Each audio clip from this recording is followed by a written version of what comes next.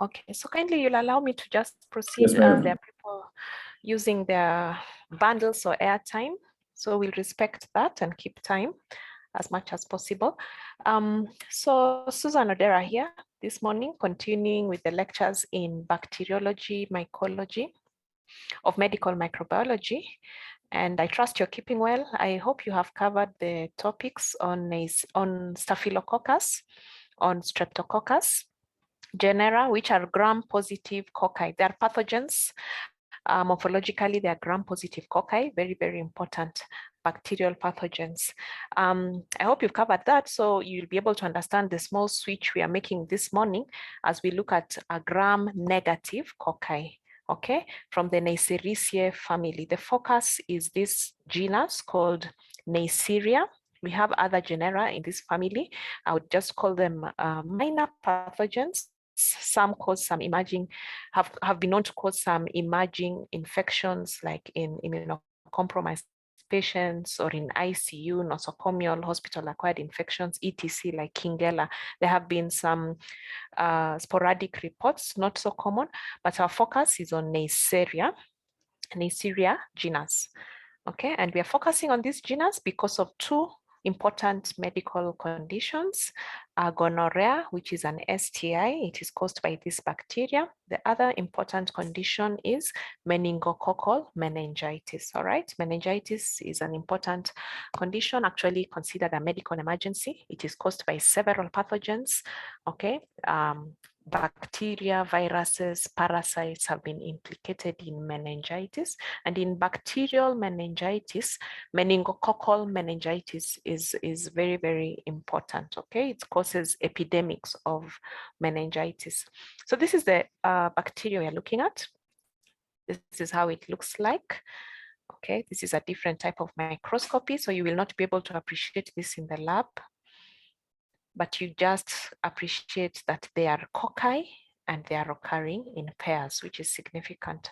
So some important properties of Neisseria, they're gram-negative oval cocci, okay, not complete cocci, not very like balls, but slightly oval cocci. You can see that here. All right, and this is a light microscopy, but magnified, gram-negative, okay, and like what you saw for staphylococci, streps, that are gram-positive and are either in clusters like grapes for Staph aureus or chains for most of the streptococci.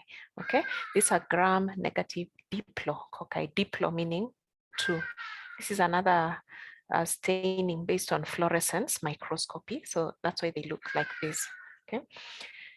Now, Neisseria is a large genus. So far, 11 species. I think the last publication I saw talked of 12. 12 species have been identified to colonize humans. But the two important pathogenic members are the meningococcus and the gonococcus. Meningococcus causes meningitis, and the gonococcus causes the STI called gonorrhea. Okay, so they are found inside polymorphonuclear parcels of inflammatory exudates. When you take clinical specimen from a patient who has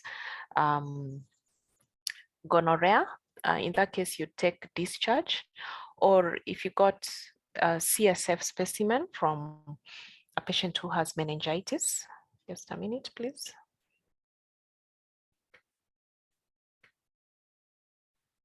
Okay, and you gram stain. The first step you take is to gram stain that specimen. You would be able to visualize the gram-negative diplococci within the polymorphonuclear cells. Okay, if you look keenly, you can appreciate this bacteria within these cells.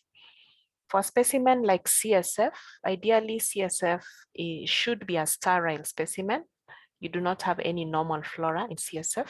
So as you wait for the conclusive diagnosis from the laboratory, once you do once you centrifuge your CSF specimen and you gram stain it and you get this picture from the microscopy, it is a very, very useful guide to the clinician to initiate treatment, okay? A report of gram-negative diplococci visualized in CSF specimen is almost a complete, is almost an accurate diagnosis for meningococcal meningitis.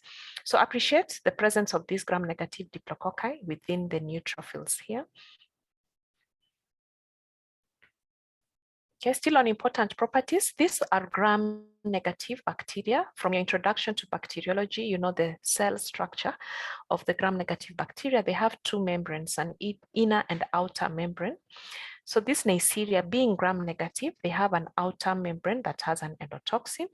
Just some small difference in terms of the composition of this endotoxin, comparing the two species, meningitidis and gonorrhea. For the meningitidis species, the endotoxin is lipopolysaccharide. For gonorrhea species, it is lipo-oligosaccharide. Okay, that's just something different in terms of biochemical structure. However, the role that the endotoxin plays in both species is the same. It contributes to some of the clinical manifestations or pathogenesis that you see in these bacterial pathogens. Now, this species, the two pathogens, possess this enzyme called cytochrome C, which makes them oxidase positive. One of the biochemical tests you'd do in the laboratory to identify a clinical isolate on culture would be an oxidase test.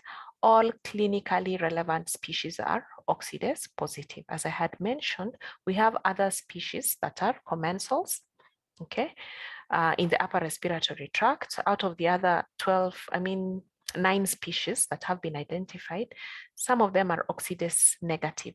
They do not produce this enzyme, but all clinically relevant species have been found to be cytochrome C producers. Sugar fermentation or carbohydrate utilization, if you like. You can identify the species of the genus Neisseria based on their pattern of carbohydrate utilization, of course, among other tests, but this is a very useful basic test that can be set up where you can have different sugars, different carbohydrates in test tubes, put the unknown species, inoculate the unknown species in the media containing these individual sugars, and based on the pattern of carbohydrate utilization, you can identify the species. For example, Neisseria meningitidis ferments maltose and glucose.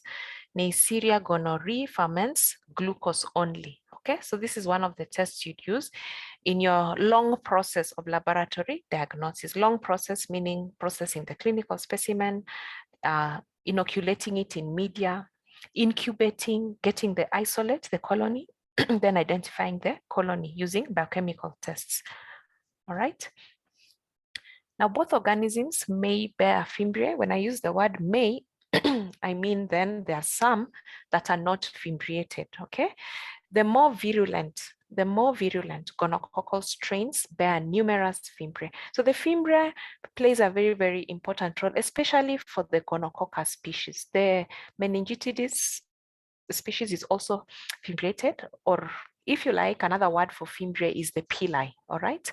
But it plays a more important role for the gonococcal strains. The ones that have numerous or more pili tend to cause more virulent infection. You can look at this picture keenly and you can appreciate the several extensions of the fimbriae from this bacteria, this diplococci. Now, other members of the genus are common commensals of the upper respiratory tract, which is also the reservoir of meningococcus. This is just for you to appreciate. Besides the two pathogens we are going to focus on this morning, there are other commensals, other species that exist, all right? But our focus will be on the two pathogens, gonorrhea and meningitidis. So Neisseria gonorrhoeae is a very, very important bacterial pathogen, causative agent of a common sexually transmitted infection, and it's gaining a lot of studies, or a lot of research is going on focusing on this pathogen because of two important aspects. One is increase in antibacterial resistance. So many nations, countries globally are reporting of increased antimicrobial resistance from Neisseria gonorrhea isolates from patients. That is of concern because some people have even reported total resistance, okay, complete resistance to all non-antimicrobial agents. You can just appreciate the significance of that, having a pathogen, a sexually transmitted pathogen that can be transmitted to the neonates during birth, that can be transmitted to sexual partners, and it is completely resistant, okay? Something that can even cause complications if it is not resolved in treatment. So it is something that is of concern to WHO, CDC, and all other World Health bodies, okay? Studies are also showing that infection with Neisseria gonorrhea increases the efficiency of HIV transmission. Somebody who has active gonorrhea disease has an increased risk of HIV transmission. Okay. Kindly mute your devices. So the gentleman who first described this bacteria is called Albert Neisser in 1879. His surname, the name of the genus is attributed to his surname, Neisser, Neisseria. Okay, so that just a summary, we describe this bacteria as a species of gram-negative bean-shaped diplococci bacteria that is responsible for a sexually transmitted infection called gonorrhea. Okay, just want you to appreciate the significance of the pili for this bacteria. It plays an important role in attachment and also in gene transfer, okay, that contributes to antigenic variation. Okay, we also have special outer membrane proteins, okay, that also help in evasion of the host's immune system. So this is Neisseria gonorrhea. WHO has classified it as a priority 2 microorganism on the global priority list of antibiotic resistant bacteria.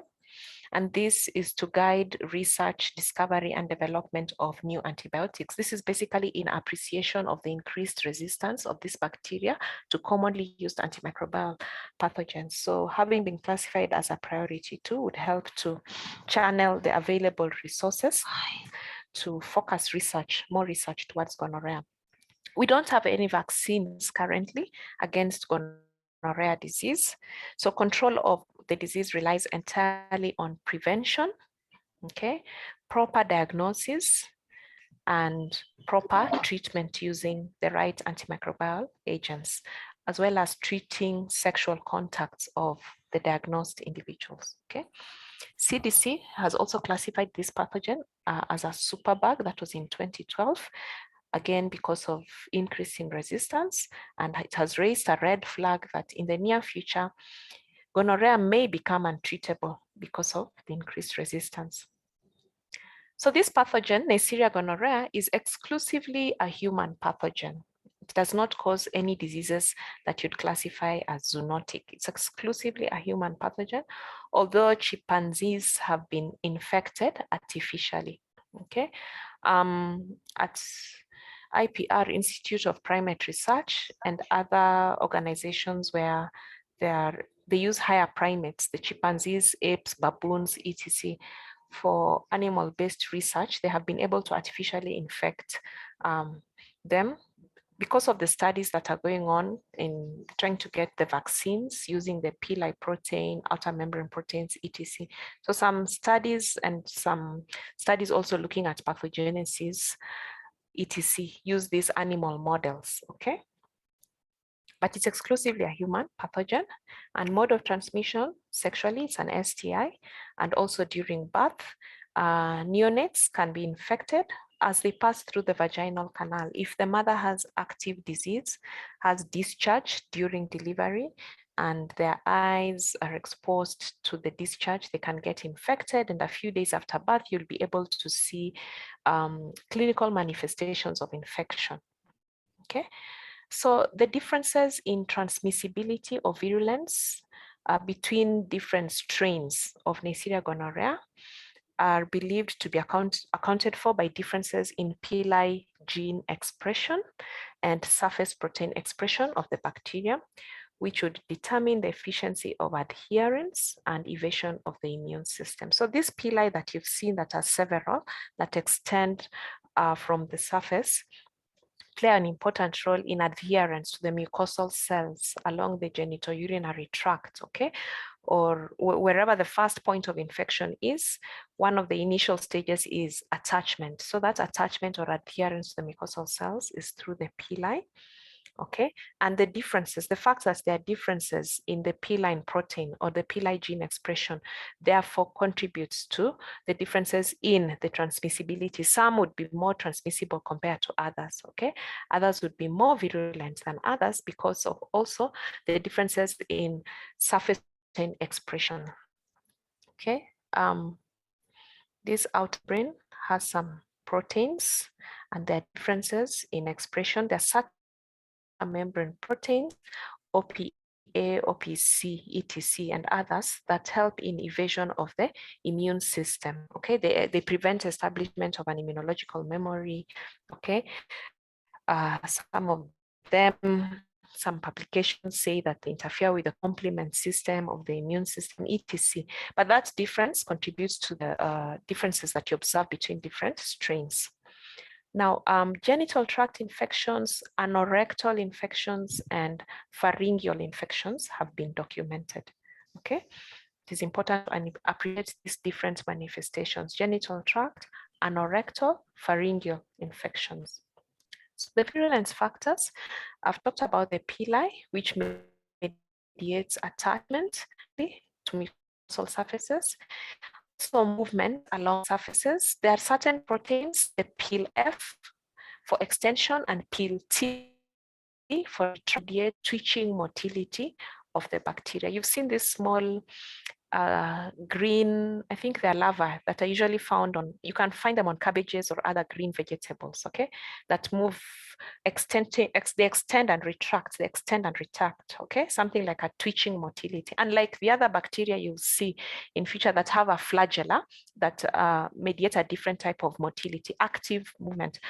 These ones have an extension retraction type of twitching motility due to these proteins that are found on the pili.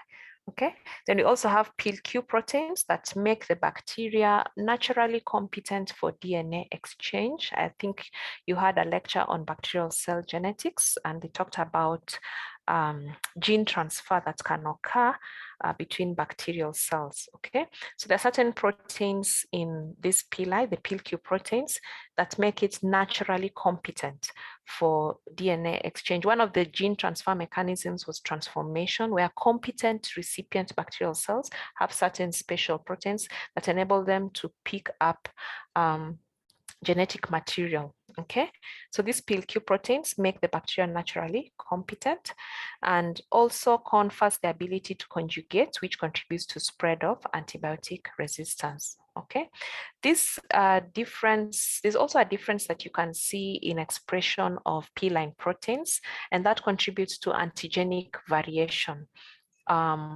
which eventually helps bacteria evade the host's immune cells, whatever immune, the first immune reaction by the hosts, the immune cells that had been produced. I'm talking about antibodies that had been produced against the antigens that are presented by these P-line proteins. Sometimes these antibodies over time, they're not able to recognize them because antigenic variation occurs, okay? Changes in P-line gene, changes in gene expression of the P-line proteins, okay? So the P is very, very important for this bacterial pathogen. Still looking at other virulence factors, outer membrane proteins, as I showed you in the picture, some of these proteins bind onto host immune cells to prevent an immune response. Okay, so they try to stop that cascade of events that would lead to production of other immune cells and recruitment of other immune cells, and also to prevent establishment of an immunological memory. Okay, generally in all microbiological immunological reactions. Establishment of an immunological memory is good because it hastens the immune response, okay? The body will be able to recognize that it has dealt with this pathogen before because of that memory, so the response is faster. So some of the outer membrane proteins of this bacterial cell prevent establishment of that immunological response, okay? IgA protease is an enzyme that is produced, secreted, and this enzyme hydrolyzes or breaks down secretory IgA that is usually found on mucosal cells. Okay, Porin A is a porin protein in the cell wall of the bacteria. This protein inactivates the C3b component of the complement system. Now, the complement system is one arm of the immune system that plays an important role in containing gonorrhea disease. Okay, actually, studies have shown people who have a deficiency in some components of the complement system have an increased risk of disseminated disease from Neisseria bacteria, whether meningitis or gonorrhea. So this protein that is found in the cell wall of the bacteria, the porin A protein, inactivates this component, C3b component, okay? So gives the bacteria an open field to actually spread, okay? It increases the virulence of the bacteria. Lipo-oligosaccharide, the endotoxin that I had mentioned, that is part of the structural component of the bacteria, also contributes to some of the clinical manifestations of infections that you will see. So different strains can produce different forms of the lipo-oligosaccharide, and modification provides resistance to antimicrobial peptides and the complement system. Okay, just some studies looking at the lipo-oligosaccharide, part of the structure, and looking at the different strains which have been shown to have different glycoforms, different structural forms of this lipo-oligosaccharide. And these studies are trying to link these with some resistance, possibly resistance to antimicrobial peptides, and also resistance to the complement system. Just to point out that this species, gonococci, compared to meningitis, the gonococci do not have capsules. They are not capsulated. The pili is very, very important for this pathogen, just like the capsule is very, very important for the meningitis species. Okay, so this picture here is just summarizing those virulence factors, some of the virulence factors that I have mentioned. Okay, just a summary in terms of a diagram. And there's a slide I have skipped, which also has different, which has more information summarizing in a pictorial form the mechanism of actions of those different virulence factors. You'll get it later. So this gonococci primarily infects the mucosal surfaces in the urethra and vagina. That is the first site. Okay, after exposure, this is the initial site of infection, mucosal surfaces in the genitourinary tract. And certain strains disseminate more than others due to their resistance to being killed by antibodies and the complement system. Okay.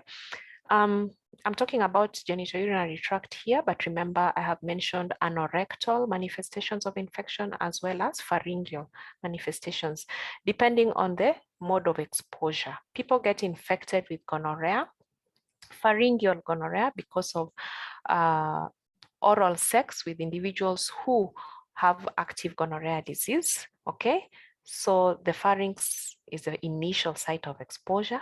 Other people get anorectal manifestations, okay, because of anal sex with individuals who have active discharge. So the initial site of infection may deviate from the genitourinary tract, okay, depending on the history of that patient, and they should be able to open up and give you that history. So host defenses against gonococci are antibodies IgA, IgG, and the complement system. And as I had said, publications have shown that people with deficiencies in the complement system are at a higher risk for disseminated infections.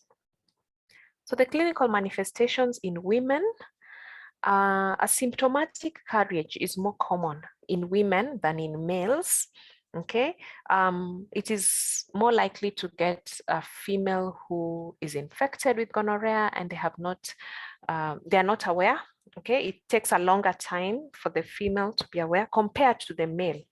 all right? And maybe that could be linked to the urethritis. And dysuria that is more prevalent. The dysuria, pain while passing urine, and urethritis that you see in the male. So within 2 to 5 days after exposure in the male patients, they are likely to know that there's something wrong. They have been exposed to a pathogen and already they have clinical manifestations of infection. It may take longer in the female, okay? Now in the female, infection is primarily in the endocervix, causing a purulent vaginal discharge. So this is one of the STIs that would present with a discharge.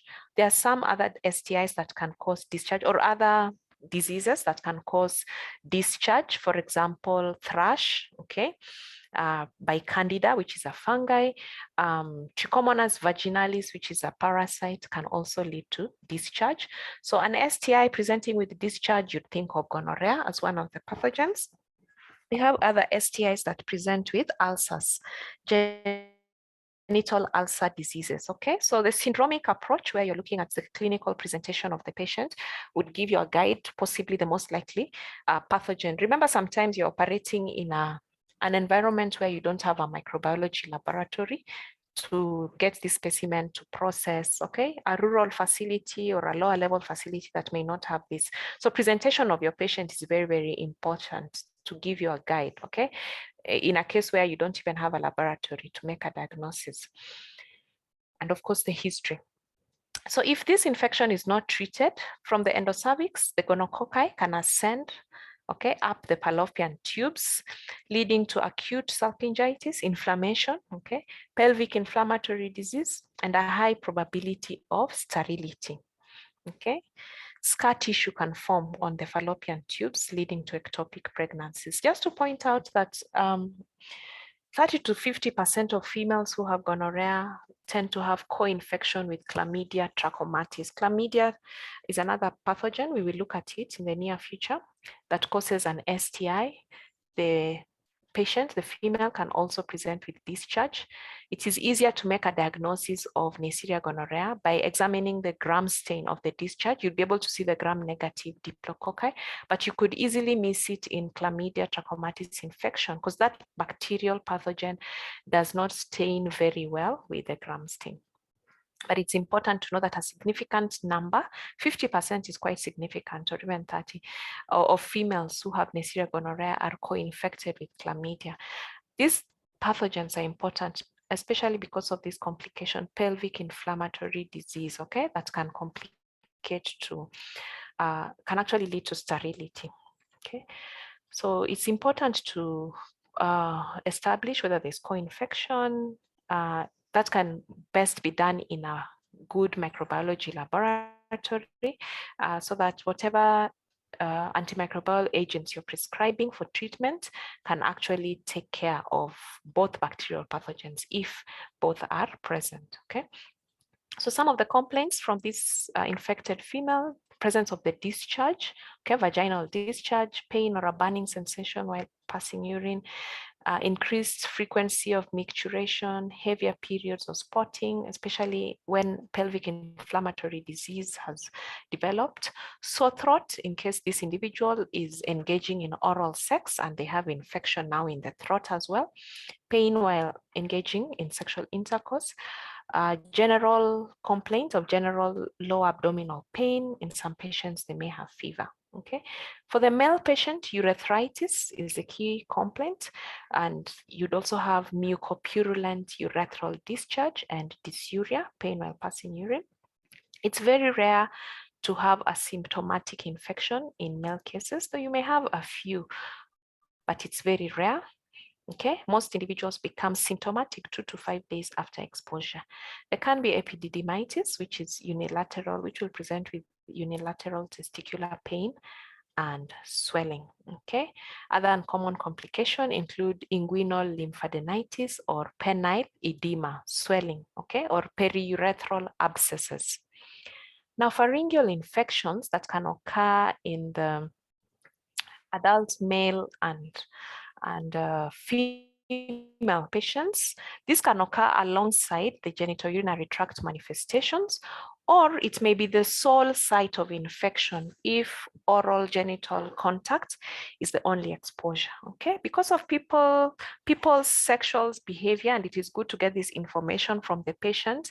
The female can present with the discharge, the male. So as you focus on treating oral genital, as you focus on treating the genital tract manifestations and discussing that, also make an inquiry from the patient about their sexual habits, okay, if they engage in oral sex and if they have any symptoms, okay.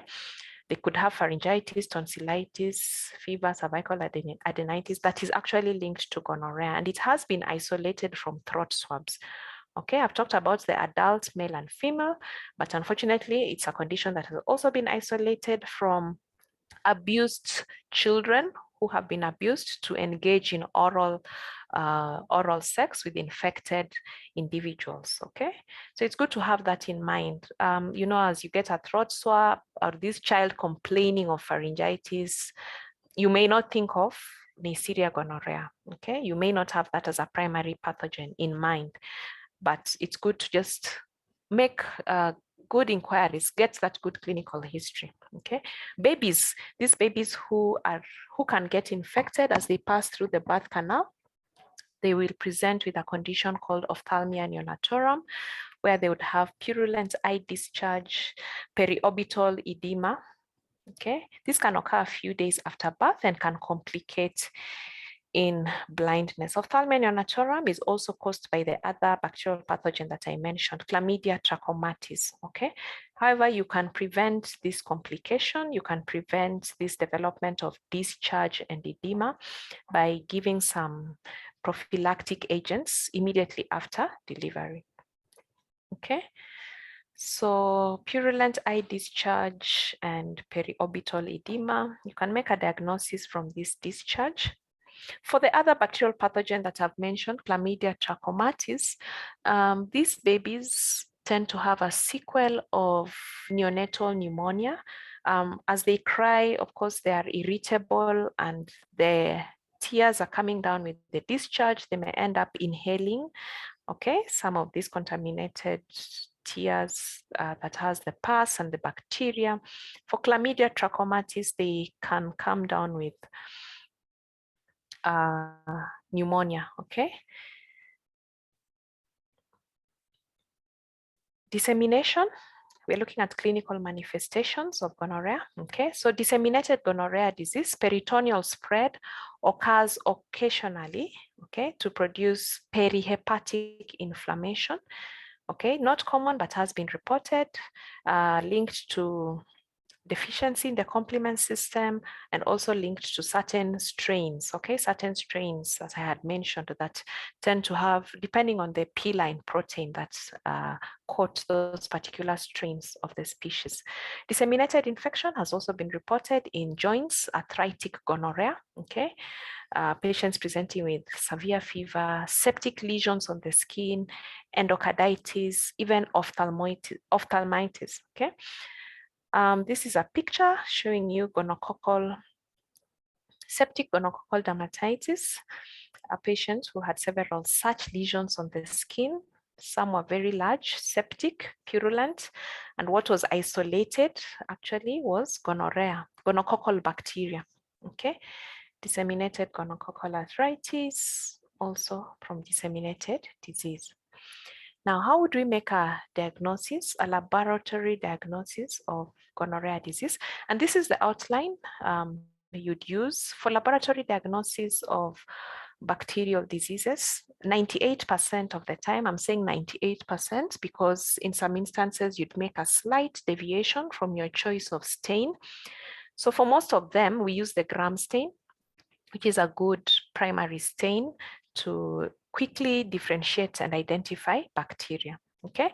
So the two arms of lab diagnosis is one, isolation of the pathogen from the clinical specimen. And once you have isolated that pathogen, the next arm is identification of that isolate. And this is the basic outline you can have in mind when you're asked to give an outline of lab diagnosis of a bacterial disease. Okay, it can be outline laboratory diagnosis of TB. In that case, for tuberculosis, we would use a ZN stain because TB doesn't stain well. Mycobacterium tuberculosis doesn't stain well with the gram stain.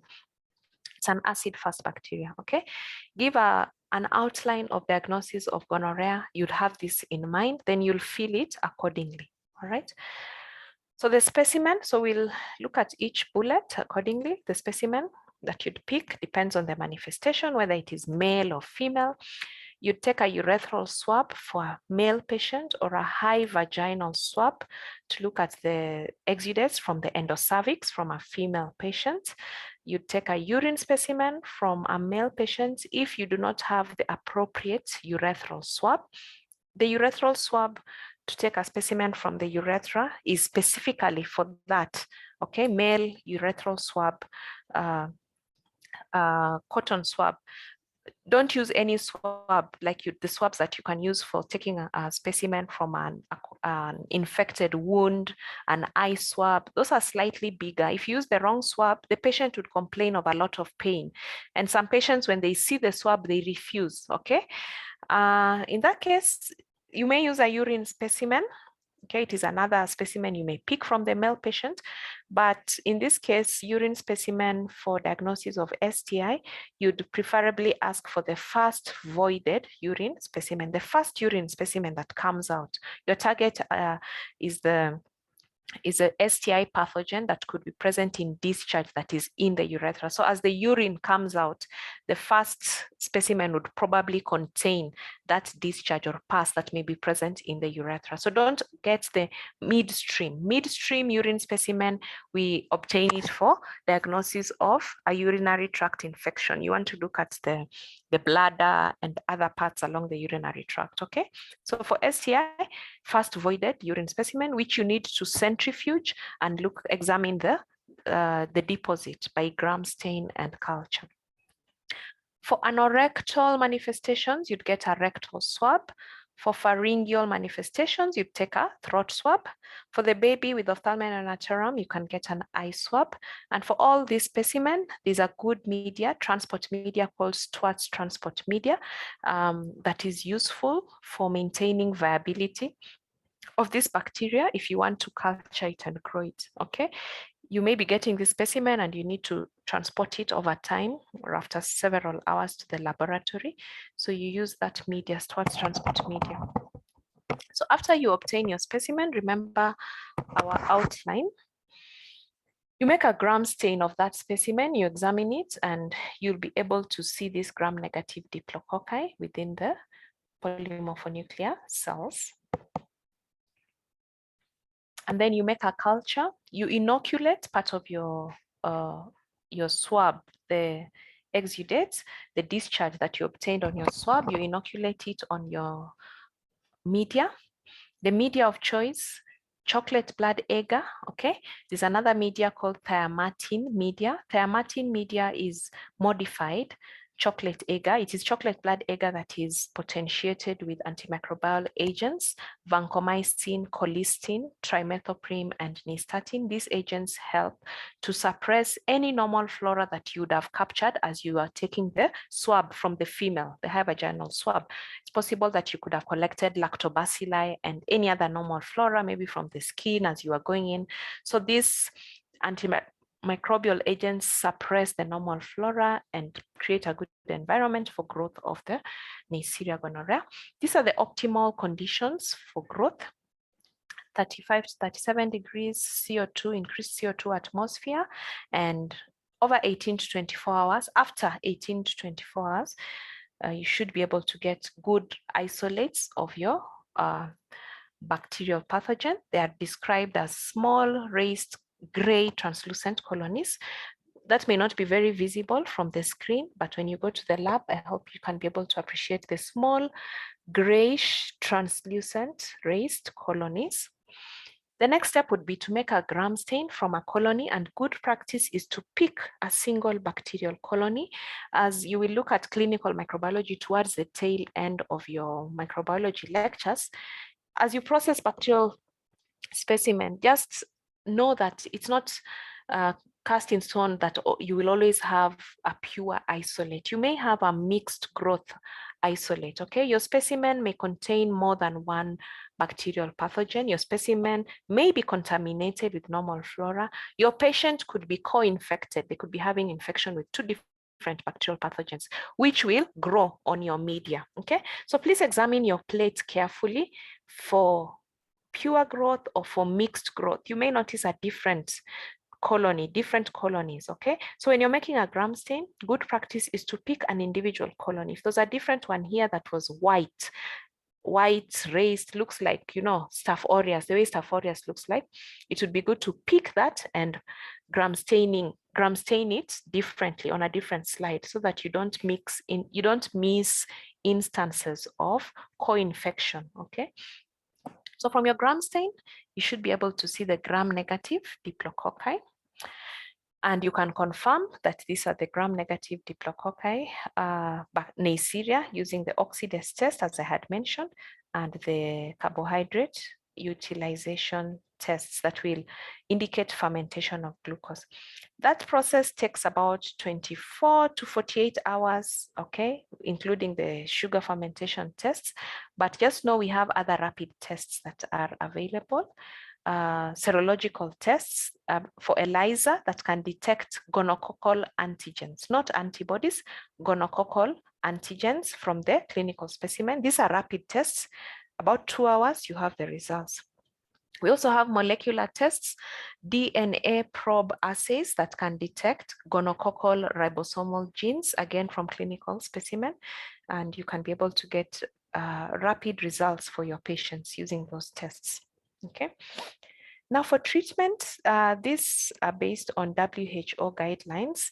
Just want to re-emphasize that isolation of any bacterial pathogen from a laboratory should be followed up with the antimicrobial susceptibility test. It's very important to get that result from the lab so that you tailor the treatment for each individual isolate. Each patient must have that report. If you can get the isolation done in a lab, it's good if the lab has that capacity, but we appreciate that this is generally more costly, and not all labs may have this facility, may have this reagents to set up the antimicrobial susceptibility tests.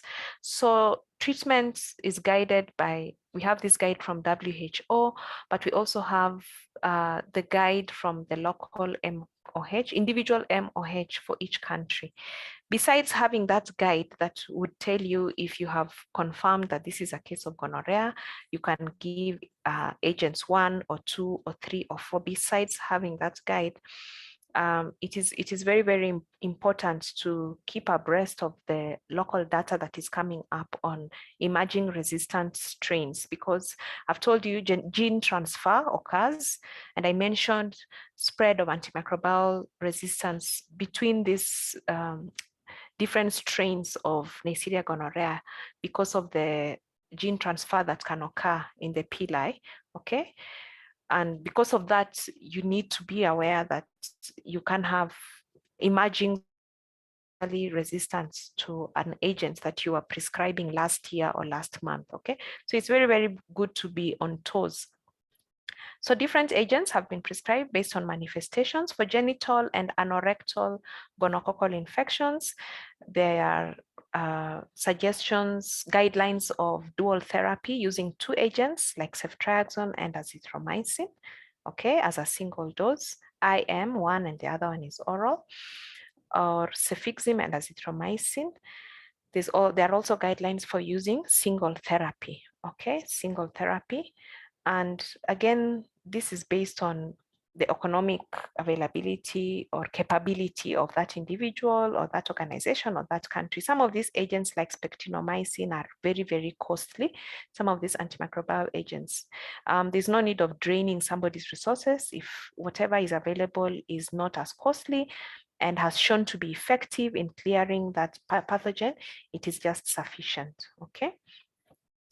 For oropharyngeal gonococcal infections, dual therapy suggestions with ceftriaxone and azithromycin or cefixime and azithromycin.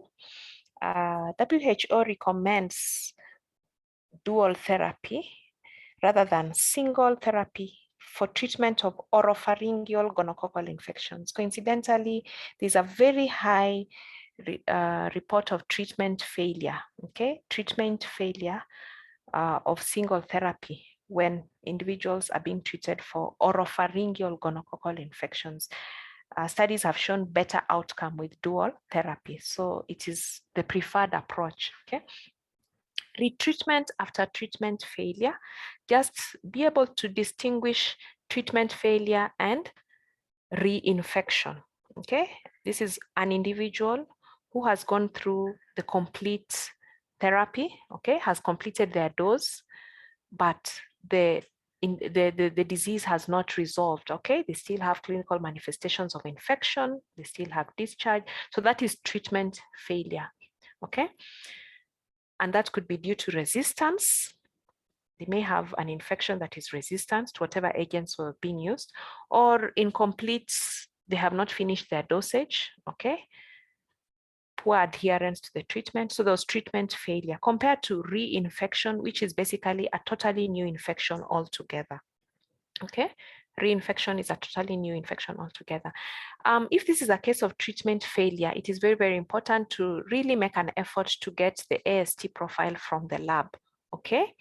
To find out exactly which antimicrobial agents this pathogen is susceptible to. It may require you getting in touch with a reference laboratory or another facility to have that isolate from this patient processed, okay? And these are some of the agents that have been recommended, okay?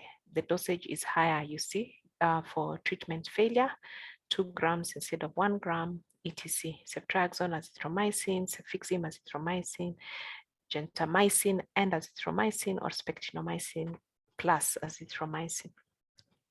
For the babies who come infected with ophthalmia neonatorum, so they are infected and the disease has established, ceftriaxone, kanamycin, spectinomycin are some of the agents that can be given IM as a single dose intramuscular. And for topical or ocular prophylaxis on neonates, this is prevention of gonococcal and chlamydial ophthalmia neonatorum. These are some of the agents that have been prescribed and they can be given immediately at birth to prevent establishment of ophthalmia neonatorum. Okay, silver nitrate eye drops, erythromycin, chloramphenicol, etc. Okay, so this is just things to do with research. Because of resistance, research is trying to come up with novel combinations of already existing antibiotics, development of new antimicrobial agents, or development of alternative therapies like using phage therapy. Okay, these are active areas of research that are targeting the problem of antimicrobial resistance. Now, prevention, as I had said, vaccines don't exist currently. It has been elusive getting vaccines, but research is going on trying to make the gonococcal vaccines using the pili antigens, using outer membrane proteins, etc. But so far it has not been successful.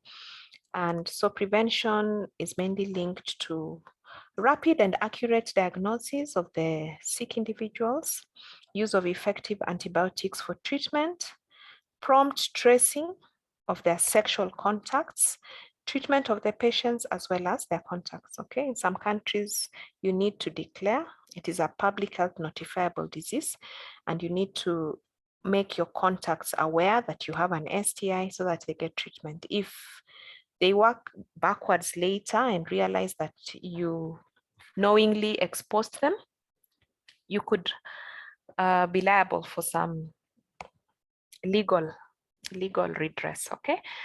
Use of condoms or barrier methods for treatment. So this is a summary, just a summary of what I've talked about, okay? And the importance of emerging resistance in gonorrhea disease.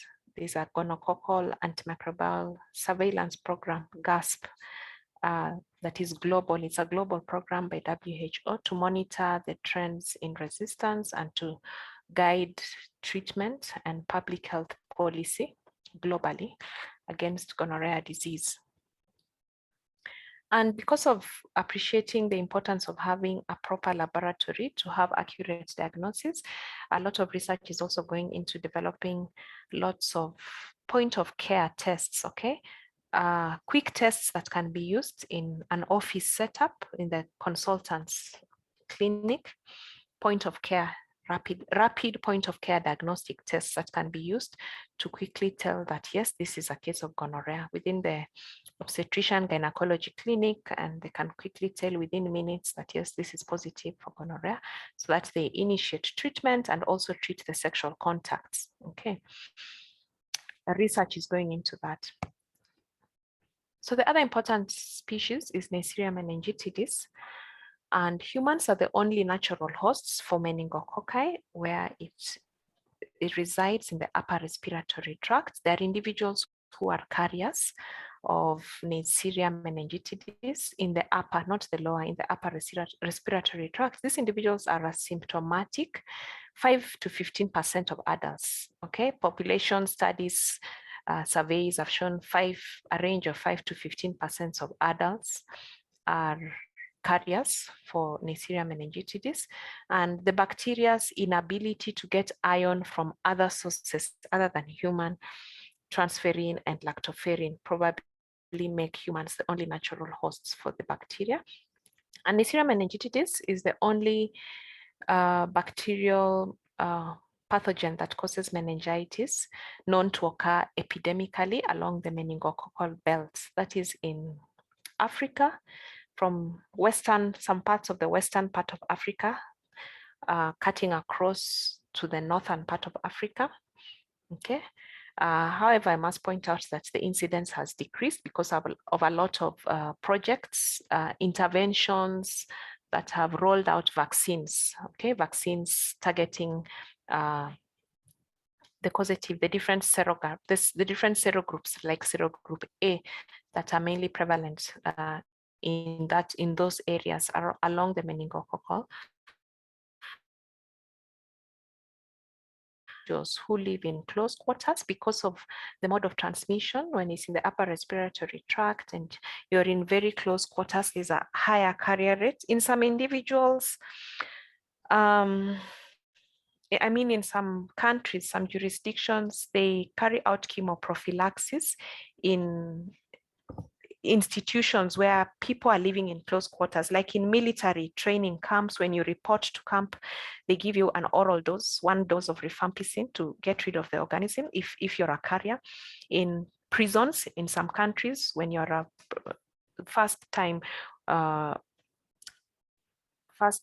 when you report to prison for the first time, they also give you that. For some careers, if you're a nurse, if you work in a camp, a daycare center, dealing with several children, they may give you that chemoprophylactic agent, okay, to reduce the carrier rate. Risk factors for transmission: close contact with carriers, weakened general or local immune response. For example, after a recent upper respiratory tract infection, okay, there's an increased risk of transmission once you're exposed to the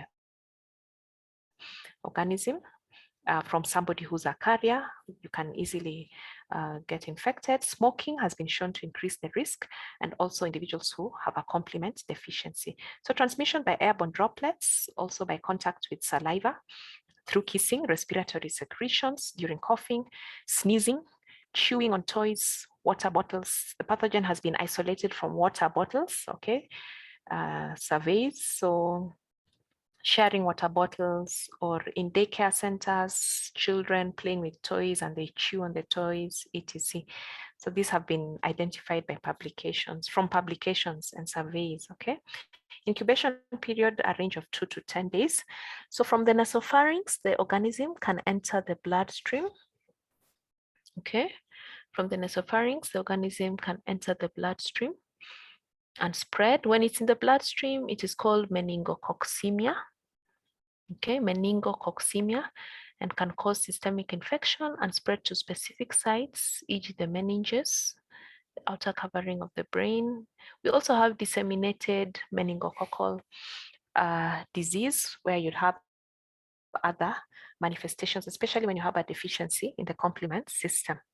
Okay, now after Streptococcus pneumoniae, the second bacterial pathogen that causes, the most prevalent is strep pneumo. The second one is Neisseria meningitidis. Okay, so the virulence factors, I mentioned earlier that this pathogen is capsulated. It has a polysaccharide capsule that enables it to resist phagocytosis by polymorphonuclear leukocytes. So ideally, after these bacterial pathogens are engulfed, they should be broken down by the lytic enzymes once the phagosome fuses the lysosome. Okay, but it's able to resist that because of the capsule, resist phagocytosis by the polymorphonuclear leukocytes. This capsule also protects it against soluble immune effector mechanisms that may be present in serum. The capsular antigen defines the serologic groups. So when there's an outbreak of meningococcal meningitis, it is usually caused by a particular serotype or serova, okay? And that serova or serotype is based on the capsular antigen. This capsule can also be detected in the spinal fluid of patients. We have rapid tests, rapid serological tests that have antibodies that can detect these capsular antigens. And this capsular antigen is also the one that is used for making the meningococcal vaccine. So unlike the gonorrhea disease, we have a vaccine against meningococcal meningitis, and it is based on the capsular antigen. So still looking at virulence factors, pili, okay, pili is also present here, and surface proteins, OPA and OPC. The main role is for attachment to mucosal cells, attachment onto cells. We have the endotoxin, LPS, that is responsible for the manifestations that you see, like fever, shock, okay, from sepsis, septic shock. DIC is disseminated intravascular coagulation that can also occur because of the endotoxin. We also have enzyme protease, IgA protease, immunoglobulin A, which cleaves secretory IgA. And when this happens, it helps the bacteria attach to membranes in the upper respiratory tract and actually invade. Okay, so the immune response of the host basically is production of antibodies against the capsular antigens. Immunity is serogroup specific, as I have mentioned. The complement arm also plays a very, very important role. And this is really supported by the observation that people with deficiencies in the complement system have an increased risk of meningococcal bacteremia. Okay. Serogroup of the meningococcus, as I've said, is based on the lipopolysaccharide capsular antigen. You can identify this using slide agglutination tests. These are kits that are available. These kits have the absorbed group specific antisera or antibodies. And so you have different slides, and where you see the antigen antibody reaction or agglutination, you're able to identify the serogroup that is responsible. Now, these serogroups are given alphabetical letters, A, B, C, all the way to Z. They differ in terms of their geographical distribution. Like serogroup A tends to be more prevalent in Africa and Asia. Okay, B and C in Europe. Okay, but remember, it's global. The world is a global village. People travel. This is just naturally geographical distribution. However, you can still get serogroup A even in Europe, okay, or America. It's important to know which serogroup is responsible when there's an outbreak, because when you're getting vaccines as a healthcare worker going there, whatever vaccine you get will be serogroup specific. Okay, some serogroups have been found to be associated with certain underlying diseases, like certain cancers or individuals who have some immunosuppression because of undergoing some chemotherapy, etc. Tend to come down with meningococcal meningitis with particular serogroups like Z and E. Okay, so just some of those differences in terms of epidemiological distribution, etc. But just appreciate the specificity in terms of protection with the kind of antibodies you get or vaccines that you get. And this is based on the capsular antigen. Now, clinical manifestations of meningitis, just emphasizing that this is a medical emergency. And because what I'm mentioning here in the second point, kindly mute. There's a lot of background, kindly mute. Or class rep, if you can help with muting. Now you need to treat suspect cases empirically pending laboratory results. What I'm emphasizing here is that meningitis is a medical emergency. The earlier you initiate treatment or management of these patients, the better the prognosis.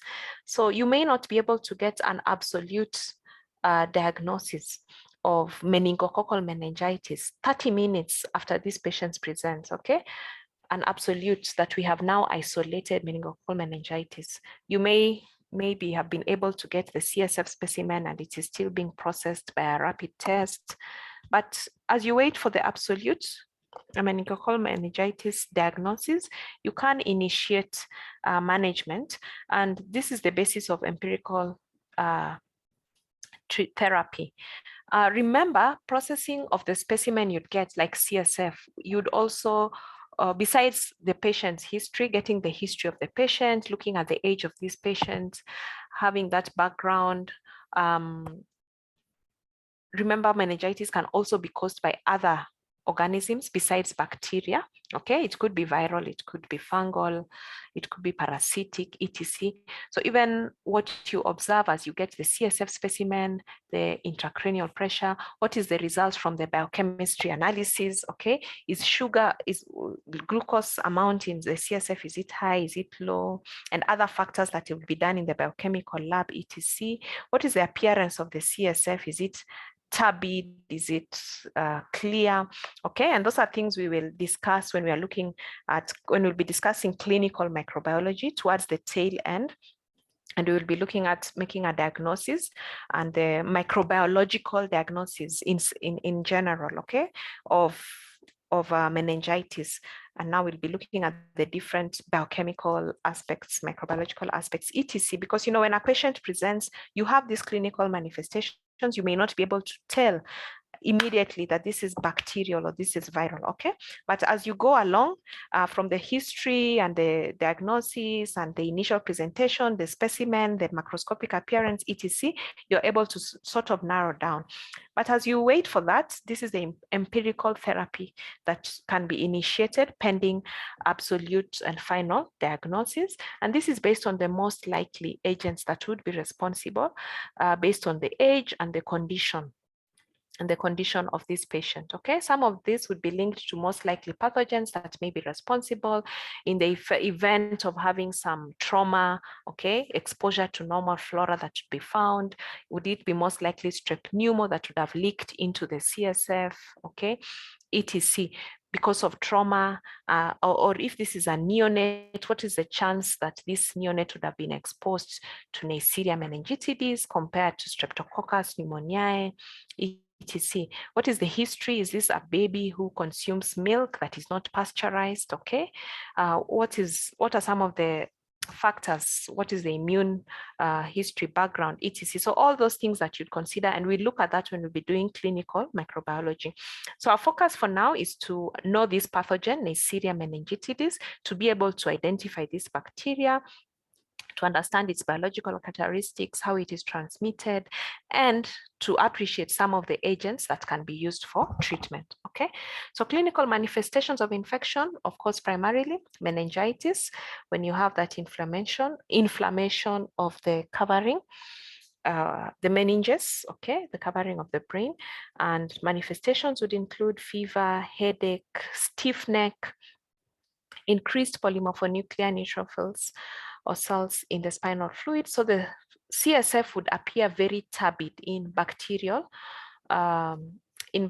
meningitis. Turbid CSF, it looks milky compared to viral that may still be clear, okay? Meningococcemia, another manifestation where the patients typically have a rash, a purpuric rash or non-blanching rash, and it has a very high mortality rate. Okay, meningococcemia has a very high mortality rate. There can be bilateral hemorrhage into adrenal glands caused by fulminant meningococcemia, DIC, disseminated intravascular coagulation, thrombocytopenia, adrenal insufficiency, etc. This is the typical rash that you'd see in a case of meningococcemia. Okay. Now for diagnosis of meningococcal meningitis, you remember the outline that we had, okay, for the other pathogen. You can fill it accordingly. So specimen that you'd take would include blood. You can take blood specimen for meningococcemia or CSF. That would be the best specimen for meningitis. Okay. And from the gram stain for the CSF, ideally you should not observe any bacteria or any pathogen in the CSF. For meningococcal meningitis, you'll be able to see this gram-negative diplococci inside the polymorphonuclear cells. From the gram stain and from this report, the clinician can initiate treatment, okay? Gram stain is something that takes less than 10 minutes. Okay, so after you get the specimen, centrifuge, okay, some of it goes to the biochemistry lab, some of it goes to the microbiology lab. And from the gram stain picture, you can tell whether this is a gram negative or a gram positive bacterial pathogen that you're dealing with. Culture to isolate. For the blood specimen, we have blood culture bottles called Castaneda biphasic media, CSF specimen in chocolate blood agar. Incubation temperature, 35 to 37 degrees, 18 to 24 hours, increased CO2 atmosphere. Okay, same conditions. After growth on the solid phase of the biphasic media for blood culture, you can subculture to chocolate blood agar. And this is the CO2 jar. I think I had shown you this. This is a culture of Neisseria meningitidis on chocolate blood agar. You examine the colonies for colonial morphology. You gram stain the pure colonies and you perform biochemical tests like oxidase test and carbohydrate fermentation tests. Other tests that you can also do include the meningococcal latex agglutination tests that would detect the capsular antigen. Okay, using kits that have the antibodies, you can carry out countercurrent electrophoresis or molecular tests for PCR. Okay, treatment and control, these are examples of antimicrobial agents that you can use. But again, I want to re-emphasize the importance of basing your treatment on antimicrobial susceptibility tests that should be done for every pathogen isolated from patients because of resistance. Okay, you could be dealing with an isolate that is resistant or that has acquired resistance to the commonly used agents. Chemoprophylaxis can be used to control outbreaks of the disease by eradicating the organism from carriers, and agents like rifampicin, an oral single dose of rifampicin can be used to give this to eradicate the organism from the upper respiratory tract. Okay, so you can give contacts of infected patients. So you know you have been in contact with a meningococcal meningitis patient, you can get this, or young children who of course would have a higher risk because of their immunity. Child caregivers in some jurisdictions, as I told you, child caregivers are given this upfront, okay, so that to eradicate it, so that they are not a source of likely, you know, an outbreak, because they're dealing with several individuals, and in this case, children who have a immune system that is still developing. Okay, having had direct exposure to patients, sharing utensils, kissing, mouth-to-mouth resuscitation, etc. immunity. Vaccines, another approach in prevention. I'm just highlighting here one of the very, very successful projects. There was a rollout of a vaccine in the meningococcal belts that I showed you earlier in 2010. And they gave this vaccine to over 200 million people in several countries. Their goal was to eliminate the serogroup A, okay, carriers, because every time after the rainy season, when the dry season came in and the dry season came with gusts of wind, there would be major outbreak, epidemics of meningococcal meningitis, okay? So they figured they need to mass rollout of this vaccination to eliminate the serogroup, okay? And the most prevalent one was serogroup A. And that has been quite successful because the numbers have gone down, okay? Okay, so that was the focus on meningococcus and gonococcus, okay? But the notes that you're going to get have supplementary material on some bacterial pathogens. Okay, important bacterial pathogens that are gram-negative diplococci. And this is the moraxella group. Excuse me, just 1 minute.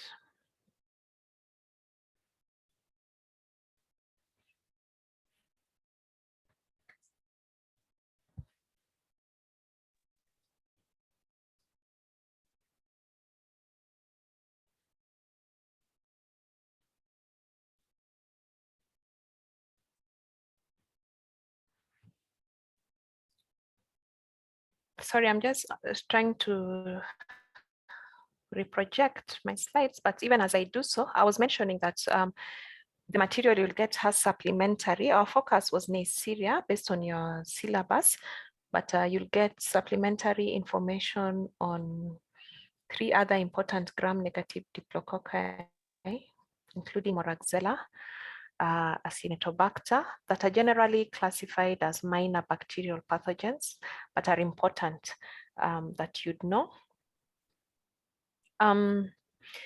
Somebody is asking about Neisseria gonorrhea and increasing the chances of contracting HIV. I mentioned that studies have shown that it increases the efficiency of transmission of HIV. There's a lot of study that has looked at the mucosal immunity, and that is the initial site of infection of most sexually transmitted pathogens. And the presence of Neisseria gonorrhea, its production of IgA protease, which breaks down immunoglobulin A, which is produced along the mucosal cells, and other changes that occur along the mucosal cells and the changes with the microbiome, okay, tend to increase the efficiency of transmission of HIV. Okay, so it is something, an interesting studies that are going on looking at mucosal immunity and the microbiome and the changes that happen when you have pathogens present there. And it has been shown, okay, from those studies. I don't have the fine molecular details as to what happens, but generally because of the virulence factors, most significantly enzymes that are produced by these pathogens and the changes that they cause to some of the immunoglobulins, like immunoglobulin A, okay, tend to increase the efficiency of HIV transmission, okay. Single oral dose, start dose, 1 dose. So if it is 1 gram, that is 1 individual, 1 dose, okay. Class rep, is class rep present? I needed to ask about streptococci bacteria. I'm noting that it has not been covered. I'm seeing that from the chat. Is that true, class rep?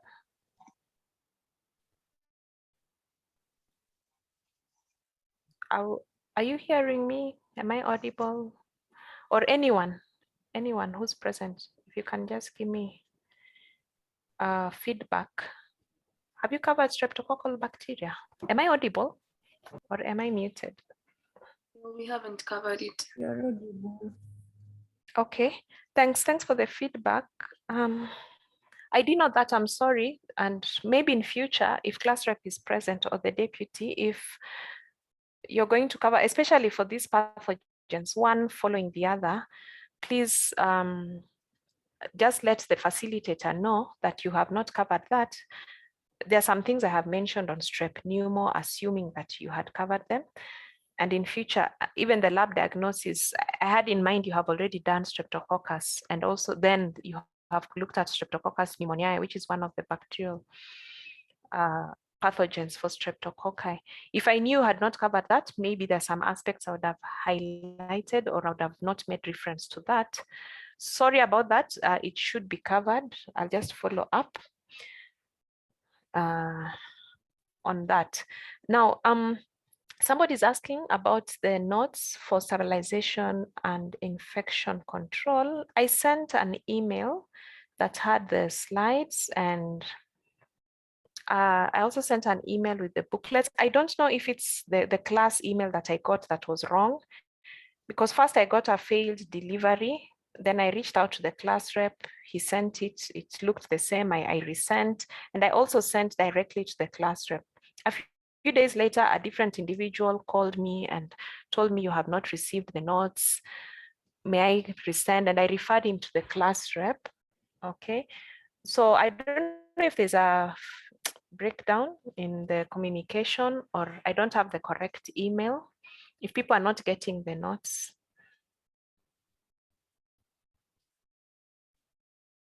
because I asked the class rep this morning and he told me, no, you must have got, but could I just get a feedback from the class now that you're all here? Are you getting the notes, or are you getting the material, or do I have the wrong email address?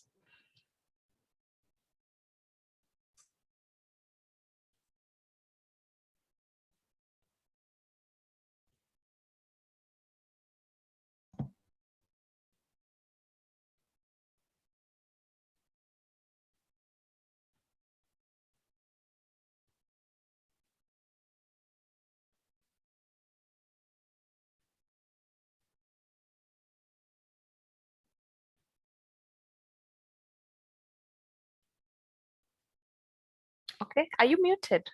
Are you able to communicate? Somebody was asking about smoking, how smoking increases transmission of Neisseria meningitidis. There are a lot of physiological changes that, or effects of smoke, primary smoke or secondary smoke along the mucosal tracts, okay?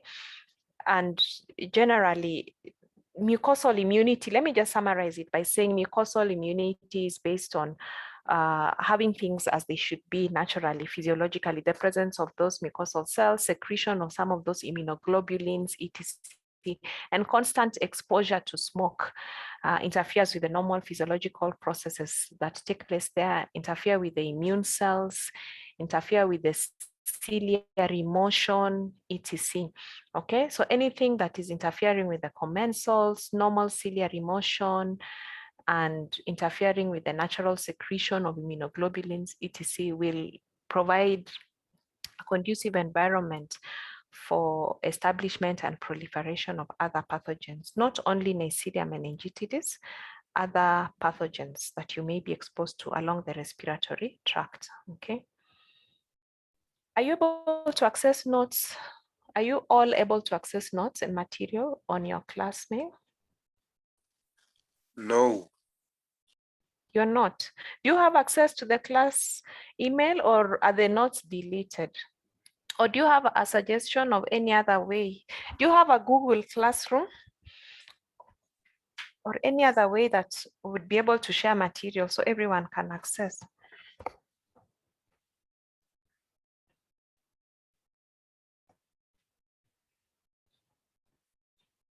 I'm open to suggestions, please. My internet is quite erratic. I'm trying to, kindly, I'm open to suggestions on how we can have a common platform so that we don't have these problems. And I can resend whatever I've resent, but could we have a consensus? Or you create another email? I don't know.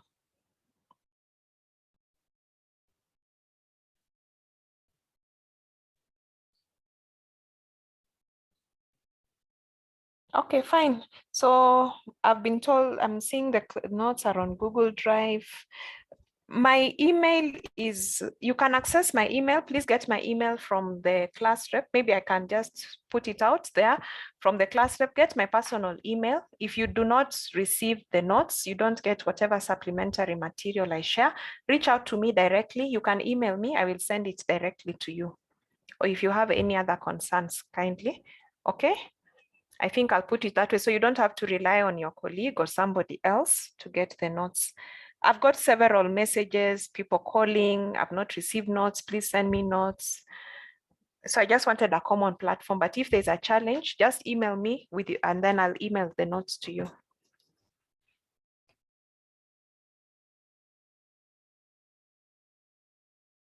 Then I'll also request if you can get, not today, please. I wanted us to have a recap. There's a bit of infection control that I wanted us to do, but not today because I'm sorry, I need to